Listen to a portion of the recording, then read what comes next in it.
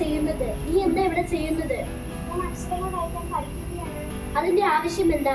വേണ്ട, വെറുതെ സമയം കളയാതെ നീ വന്ന് പാടത്ത് വല്ല പണിയും ചെയ്യാൻ നോക്ക്. അവളുടെ ഒരു വായന. Sir, post post. എനിക്കാണോ?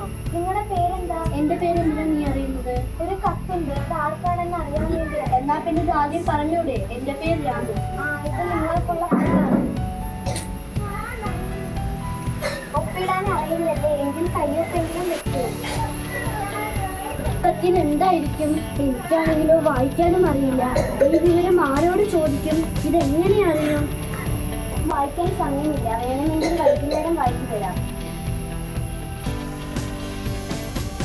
നീ എന്താ ചെയ്യുന്നത്?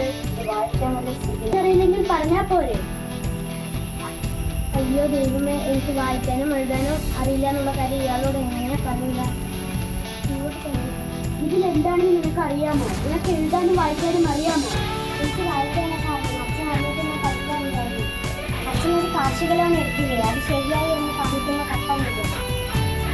ഒന്ന് പോയേ. എല്ലാവർക്കും എഴുതാനും വായിക്കാനും അറിയില്ല എന്നിട്ട് ഓരോരോ കാരണങ്ങൾ പറയില്ല.